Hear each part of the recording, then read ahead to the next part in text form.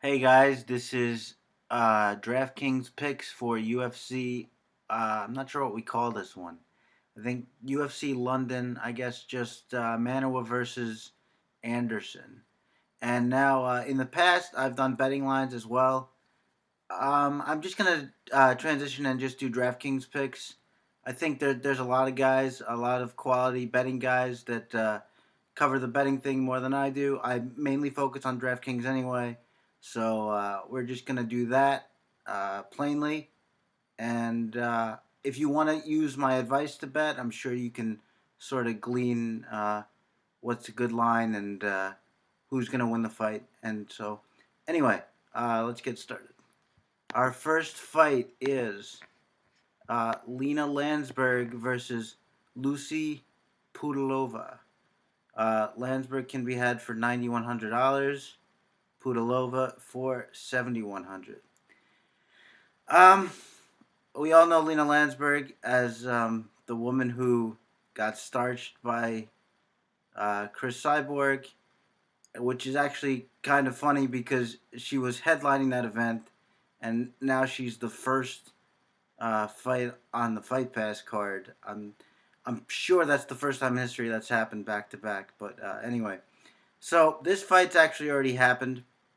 They fought in 2015, and it was kind of a boring, sloppy fight. But I guess the major takeaway would be that Lansberg is just way stronger. She got Pudilova in the clinch, um, really hammered with those elbows, and Pudilova really didn't seem to know how to defend. All she wasn't digging for underhooks or trying to turn or anything.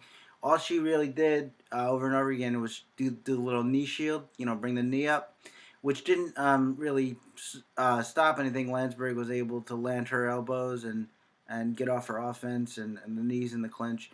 Pudilova is going to actually have a pretty sizable reach advantage here, but if Lansberg can just get back to the clinch, which I assume is what she wants to do, then I think that she'll have a pretty easy time with this. I'm not so sure about 9,100 on that price because I can't trust Lansberg to finish. Although I kind of like the fact that she seems a little bit crazy.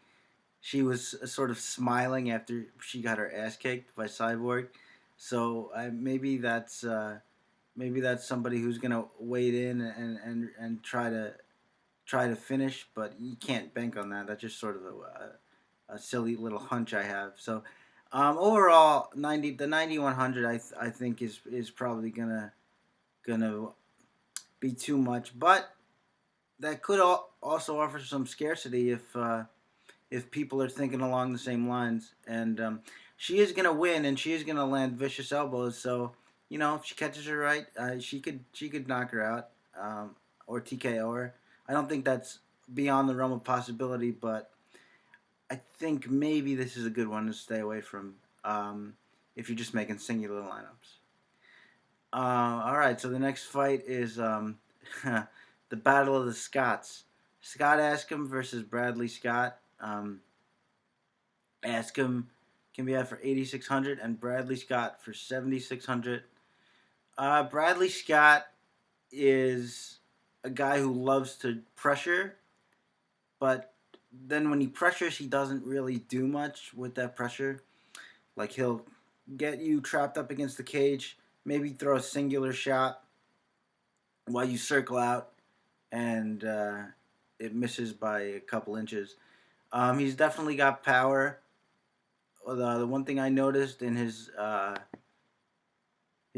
last fight, yeah, against Krzysztof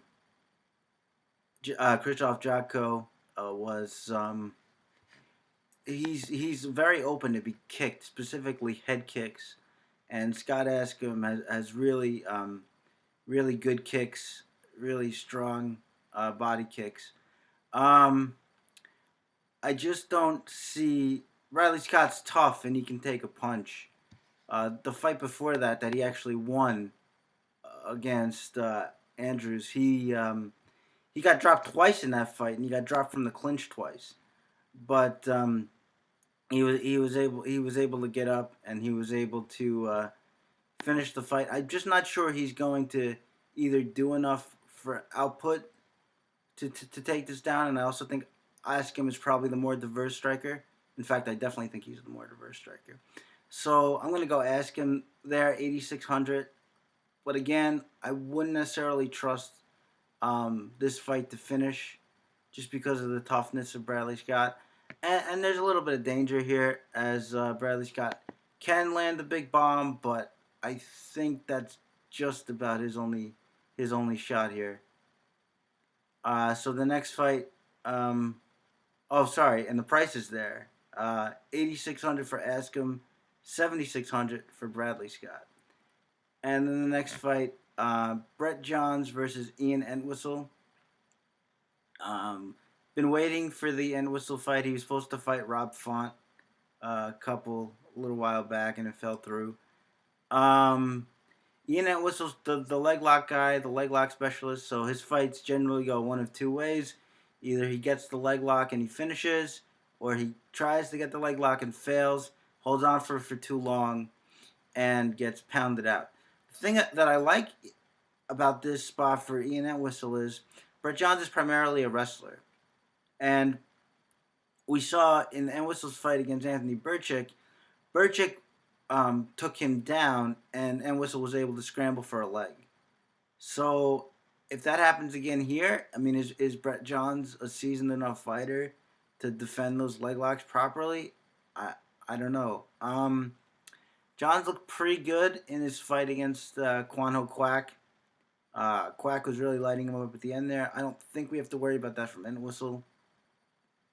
Johns, when he does get takedowns, he's a little light on the control. His last fight, he won and he scored a ton of points because he couldn't keep Quack down, and he kept having to take him down. He scored 11 takedowns in that fight. He was able to keep a little bit of control when he was able to trap him up against the fence, but otherwise, I just feel like Entwistle's going to have a lot of opportunity to get that leg lock. And he generally gets the leg lock position in every fight, even if he doesn't finish it. So it's not really a question of if he'll get it. It's a question of can Johns defend it. And I don't know. And for 6,900, which is what Ian Entwistle is on DraftKings, as opposed to Johns 9,300, that's worth a poke if you're making multiple lineups. It's major salary relief, and it's a quick 90 points if he finishes. Now, it could also be literally 0 if he doesn't, because he won't even try to do anything else, which is weird because he has done other things. If you look at his SureDog page, he has rear naked choke finishes. I believe he has was it either a Kimura or an armbar finish? I think it was an armbar finish. So he can do other things. He just chooses not to. But I mean, any fight that has him in it is difficult to call, and it's sort of a coin flip. Either he's going to get it or he's not. I think on a fighter like Johns, he's got more chance to get it than he ordinarily would. So I'm going to have a little bit of Ian Entwistle here just to see if he could, wrench that knee, wrench that heel, do his thing. And then we have Oluwale Bamgbose versus Tom Breese. I keep forgetting, so I'll do it right away. Bamgbose can be at for 7,200. Tom Breese for 9,000. I do lean Tom Breese here. I don't think it's going to be quite the route that everyone else seems to think it is. Tom Breese definitely the crisper striker by a mile, and good body kicks. He's got a decent wrestling game, even though he doesn't show it that much. But you can tell that he's skilled on the ground, and he's gone in for entries on some of his fights for takedowns that were pretty good and got pretty deep. And Bamgbose is just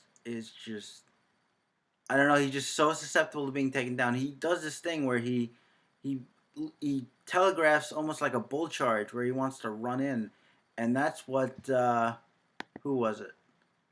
Cesar Ferreira was doing so well uh, in the win there, was just recognizing, even though it's not that hard to recognize, when he was coming forward and he literally tries to sprint into range, it looks like, and then just getting a reactive takedown.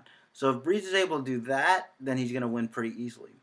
But otherwise, I mean, Bamgbose hits hard and he's aggressive, and he's going to have a significant reach advantage. I think it's 4 inches here. So, and we saw that Tom Breeze was having a little bit of trouble with the reach of Sean Strickland. Now, Sean Strickland is 100 times the technical fighter that Bamgbose is, without question. But if Bamgbose is able to catch one of those overhands on Breeze, he could definitely put him down. He put Fahea down in that fight before losing it. The problem is he doesn't seem to be able to do very much of anything else besides. Well, he's got strong body kicks too, so I should mention that. But he doesn't seem to be able to do anything else besides striking powerfully. Like his control from top stinks, at least from what we've seen. So Tom Breeze should take this just by being the way more technical fighter, but he can get caught. For 7,200, it wouldn't be crazy to have a couple of Bamgbose lineups out there. But as for the pick, Tom Breeze, maybe by decision, but maybe also maybe TKOs him if Bamgbose, gasses out, which he's prone to do. All right, so next fight, Teemu Packalen versus Mark Diakiese. Packalen can be had for 7,300, Diakiese for 8,900. I've tried to fade Diakiese twice now. He's hurt me both times, but I think the third time is the charm here. And the reason I say that is I don't have anything against Diakiese. It's just he came in touted as this amazing prospect, and I really just don't see it. In the first fight against Luque Sajewski, Sajewski was able to take him down and control him for round one. Then he gassed out terribly because that was a short notice fight. Diakiese was able to finish him. Then in the second fight, he tried to wrestle Frankie Perez. Perez destroyed him in round two, and to his credit, he came back in round three and was able to catch, kick, and get to the ground and control it. But Diakiese seems to have two modes. It's either big heavy strikes to try and take you out, or sort of a really kind of a mediocre wrestling game. And I think Teemu's wrestling game is going to be better than Diakiese's, and I think his ability to scramble is going to be better, and I think his offensive wrestling is going to be. His control might not be quite as good. He might not lay quite as heavy. But his first fight against Gotti, I believe. The second fight against Gotti, No, I'm sorry. The first fight against Laboot is what I'm referring to, where he had 9 days notice. But he really did show a lot of good wrestling in that fight, and then he subbed Guti in the second fight early. But I expect Diakiese to go back to the wrestling game. I don't think he's quite a developed striker, even though he's billed as one. I think, like I said, he tries to just knock you out, and if that doesn't work, he kind of goes to Plan B. But I just think Packalen he's got quick hands, he's got power. So I wouldn't write him off in the striking department either. I think it doesn't seem like it, but I think this is going to be a tough test for Diakiese, and I think Packalen has the tools to take it home. I'll go Packalen by decision, and for 7,300, again. What I'm noticing in this card, there aren't a lot of, although some people would classify Bamgbose and Breeze as that, there aren't a lot of there aren't a lot of Josh Berkman versus Michel Prazeres or Vitor Belfort versus Kevin Gastelum's on this card. There are a lot of close fights here, at least in my opinion. So next fight is Vicente Luque versus Leon Edwards. Luque can be out for 8,700. Edwards 7,500. Leon Edwards has been trying to work his wrestling game a lot lately, and it's been working. It worked against Abertumanov, and it worked against Dominic Steele to an extent. I just think like a lot of his wrestling is very trip heavy from the corner, and I don't think that's gonna work on a guy as big as Luque, and a guy who's as good in the clinch as Luque. And I think Luque is just the better striker, the more diverse striker. Um, he's got nice takedowns of his own, better double legs from what I've seen, more technical.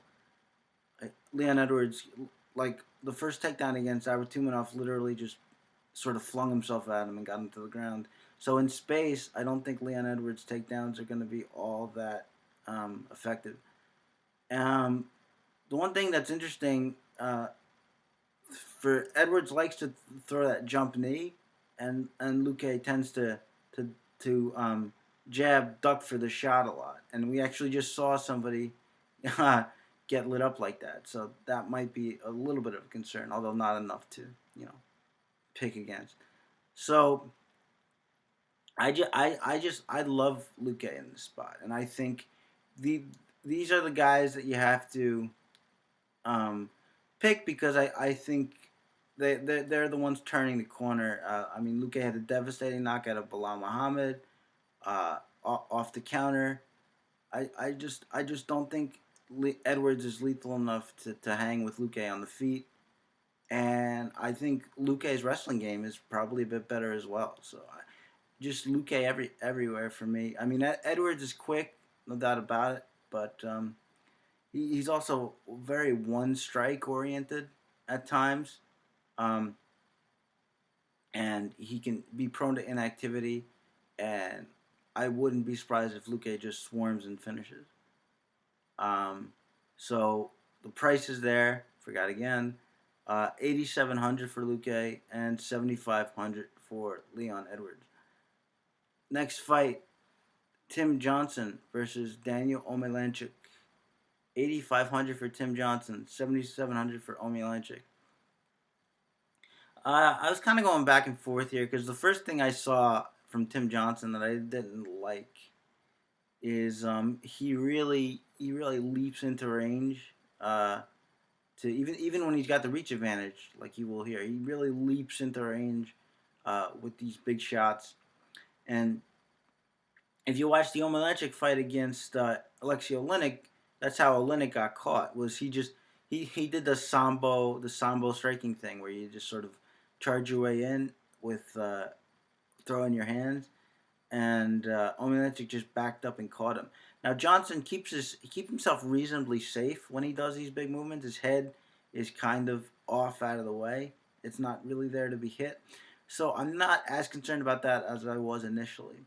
And also the big reason that I'm picking Johnson here is just Omielanczuk gets taken down like crazy. Even after he hurt um, Oleinik bad in that fight, Oleinik could just charge against the cage and get him down easily, basically whenever he wanted. So Tim Johnson, it's strange because Tim Johnson, he's obviously a good wrestler, and in the heavyweight division, that's something that a lot of guys don't have. So it would be good to use it, but he doesn't use it all that much. But I think in this fight, he's gonna want to because his striking probably isn't gonna measure up to the Muay Thai kickboxer. So if he uses his wrestling like he should, I think Tim Johnson could get maybe a high volume decision here. Omielanczuk's difficult to finish. I don't think he's ever been finished by strikes. But I do like Tim Johnson here. I think the wrestling is going to control the day, and I also think, I mean, Tim Johnson's tough. I don't think Omielanczuk's going to finish, and if Omielanczuk can't finish, I think Johnson, if he gets in trouble, can just go to that takedown whenever he wants. So, Tim Johnson by decision there. Okay, next fight. Yes. Francimar Barroso versus Darren Stewart.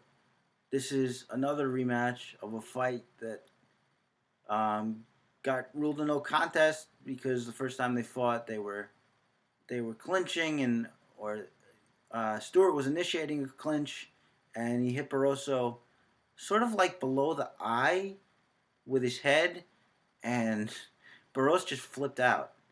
He was trying to get the ref's attention, and when he couldn't, and I guess when Stewart realized he was hurt, he just separated and punched him out on the floor and TKO'd him.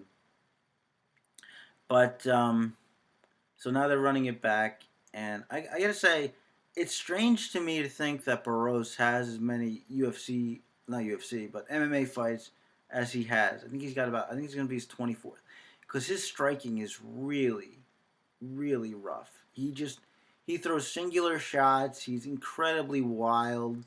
I don't think I've ever seen him hit somebody flush with anything. He just, at least not in the UFC. He just gets so out of control, especially when he tries to throw more than one shot. He almost just starts flailing immediately. And he does have he's a Brazilian Jiu-Jitsu black belt. He does have a takedown game, but it's he doesn't go to it all that much, and he's very lay and pray from the top, whereas Darren Stewart is more active. And more active on top, more active in trying to initiate takedowns, and also more active in the top game. The only thing that worries me here is Darren Stewart started that first fight by trying to clinch up against the cage. That's what he did in his last fight, Cage Warrior fight, and he gassed badly, but the other guy gassed harder, and he was able to just. It came to a point where the other dude just literally walked forward with his hands down, and Stewart just punched him into a TKO. Also, Barroso is going to be a much bigger guy here, so I don't know if initiating all these clinches is the best strategy. I almost would rather see him in space, even though I'm not 100% on the kind of striker that Darren Stewart is, because he doesn't really stay in space a lot. He goes for takedowns and he clinches, but it's got to be better than Barroso, because Barroso just doesn't. I mean, Barroso, if he wins this fight and they put him up against like a competent counter puncher in his next fight, he's going to get lit up like a pinball machine. But I don't know. I don't think he gets past Darren Stewart. But I also think that this has a potential to just be a really sloppy, sloggy fight. I don't know if this finishes. I think if Darren Stewart can get Barroso to the ground, he can definitely pound him out. But I don't know if that happens. And 8,800 for Stewart, that's a lot of money for this. Barroso 7,400, but I just wouldn't trust Barroso to win basically any fight. That's again, it just sort of, and again, I'm not like, I don't train or anything. But I'm just going by fights I've seen and what analysts say, and it was alarming to me that that's how his striking looked after 24 fights or whatever it is. I just don't really see a path to victory other than clipping somebody with a big shot, and I don't think he's accurate enough to do that. So I'm gonna say Darren Stewart by maybe TKO, but if he gasses, then it can be bad. But Barroso gasses too. So again, this is just like a messy fight that's probably going to be boring. But I expect Darren Stewart to win it. Okay, so here we go. Good fight here. Joe Duffy versus Reza Madadi. Uh, Joe Duffy 9,700, Madadi 6,500.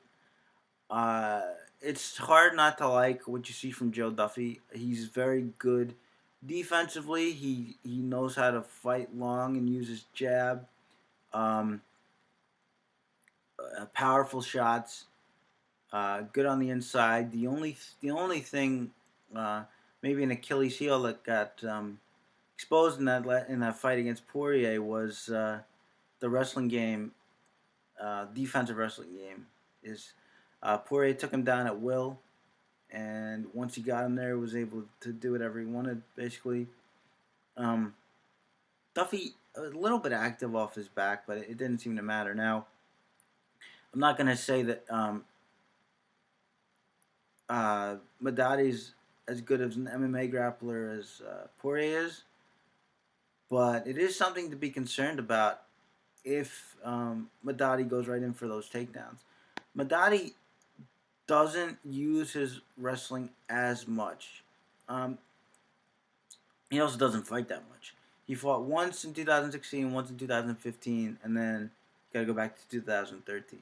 So Madadi likes to strike, and but again, it's very much like of the wing variety, and I think um, Duffy, with his head movement and his crisp straight punches, should be able to pick him apart on the feet. But if Madadi can secure those takedowns, it's sort of a tough call because he wasn't really able to put up any resistance against Poirier. And for 9,700, I mean, if that goes down, that's going to torch your lineup. So I'm going to pick Duffy here. I'm going to be a little bit guarded. Ordinarily, it would just be a set it and forget it, but a little bit concerned about the takedowns of Madadi. But otherwise, I think Duffy should. Also, he keeps distance well, so Madadi's gonna have to trap him up against the fence to get those takedowns, which he could do. But as long as they stay in space, Duffy should have his way. So I'm gonna say Duffy by first round TKO, but we're gonna know right away. I think if that's gonna hold true because Madadi, if Madadi goes for that takedown and gets it, then it could be a very different fight. If Duffy can stuff a takedown attempt, then there's almost nothing to worry about. And then Arnold Allen versus Marwan Amirkhani. 7,900 for Allen and 8,300 for Amirkhani. Arnold Allen, I guess it is the big prospect here to show off in England. Amirkhani is a prospect in his own right. I love the wrestling game of Amirkhani. I think he's good at floating, staying on top. He has good entries. Ground and pound is okay. Arnold Allen just sort of seems to be like, an all-around guy. I don't see where he has a little bit of offensive wrestling. He was able to stuff takedowns in his last fight against Meza, but I don't think, just from what I saw in that fight, that Meza is the level of grappler that Amirkhani is. And I just think Allen can also be inactive. He can also be a bit wild with his shots when he tries to flurry. I think I'm gonna go Amirkhani here by decision. I'm curious to see what it's gonna be like when an experienced grappler gets Arnold Allen to the ground. I know he's been working on it, but that's always going to be the big test for me for a young fighter too. So I'm going to go Amirkhani. I guess by decision again. Oh, a lot of decisions here. Okay. Well, the fun is beginning now because we have Marlon Vera versus Brad Pickett. Vera at 8,000, Pickett at 8,200. I'm. It's weird to me that I'm seeing so many people pick Brad Pickett here, and I'm not saying that he can't win. He may be able to, but Brad Pickett has now lost one, two, three, four in a row. I'm sorry, four out of his last five, and should have lost that Jimmy Rivera fight. Let's be honest. He got a gift decision there. So as far as I'm concerned, it's basically lost five in a row. The problem in that, I mean, Alcantara just murked him, but the problem in the Jimmy and Faber, I don't think is a very good comp to Chito Vera. So, but in the Jimmy Rivera fight, we saw, and he actually said it in his corner, that the length was bothering him, and Vera's going to come in with a 2-inch reach advantage. Now, Vera is not nearly a striker that Jimmy Rivera is, of course, but he's got good kicks. He can use his jab, and he doesn't have the offensive wrestling game that Brad Pickett has, but he can. He likes to get into clinches and take the back. Um, he he seems to have a good gas tank from what I can tell. Uh, Brad Pickett can work some good takedowns of his own, but if he can't get inside to execute that boxing game, I think it's going to be really difficult for him to get his offense going. I am a little bit concerned about because I don't think Vera's going to knock him out, and so I am a little bit concerned about Brad Pickett potentially losing a decision in England on his final fight. I think Vera would really have to destroy him in order for that to happen. I think if it's a close fight, it goes Pickett's way, or at least it would be a gamble. Um, because look, they thought at the time, and we thought at the time that last fight was the Rivera fight, and we saw what happened. So, which is weird because that was supposed to be his last fight, and now he's had three. He's gonna have three more, but that's all right. Yeah. So Brad Pickett, he's definitely a slick boxer once he can get inside, but I just don't know if he can here. I think Vera could keep him at bay with kicks and the length, and just maybe cruise to the decision that way, unless Pickett can get the wrestling going. So tough fight to call. Keep thinking this is a 5-round fight as well. I don't know why, but I do think that Vera gets this done. Even though I know it's tough to trust Vera, it's not like he's a blue chip prospect or anything. I actually picked him against. I'm sorry, I actually picked Guang Yu in that fight against Vera. But in this spot, I think he's got the athleticism to win.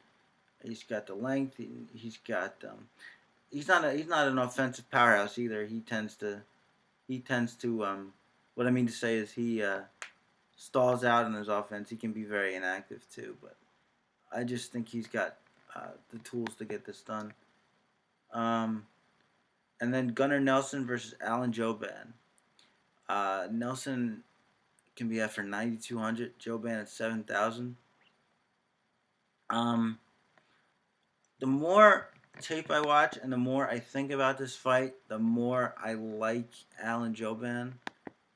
Just because those kicks that he can use, that we saw him use against Mike Perry, can be devastating. And Gunnar Nelson has like that sort of Conor McGregor thing where he sort of gets the leg out there and leans back, sort of.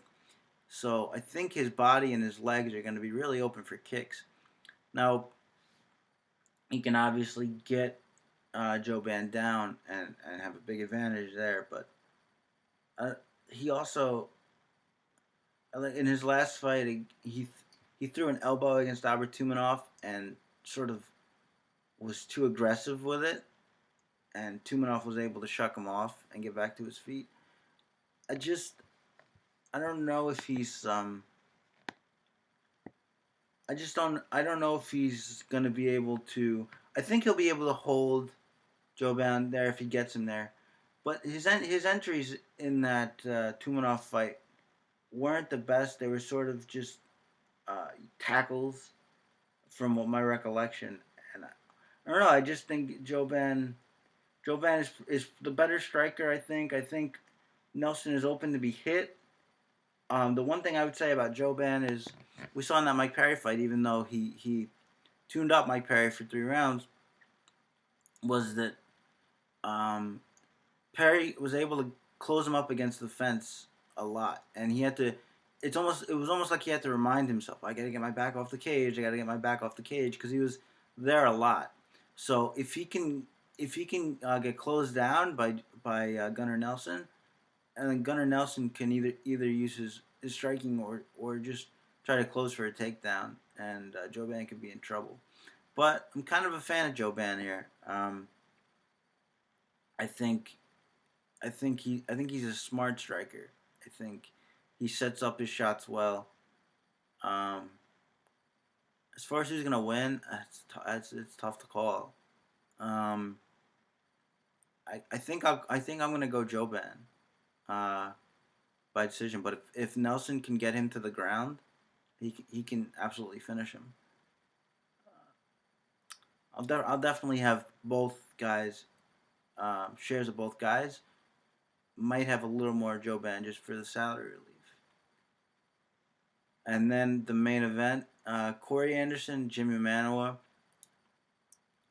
You know, it's strange to me that people are just thinking that Manuwa was going to roll over Corey Anderson. When most people weren't picking him to beat OSP. I mean, I know that Manuwa's only got 2 losses, and I know they're the much better fighters.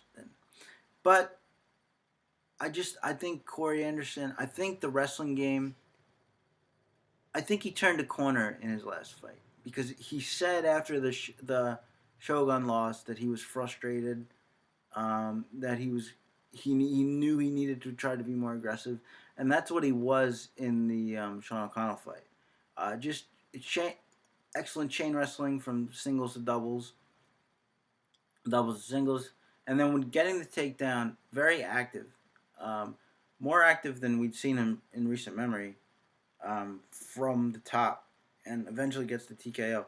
And Manuwa, if you watch that fight against OSP, he was initiating clinches, and OSP, I think, took his back, not for an extended period, but I think took his back twice, got him to the ground, I think 3 times.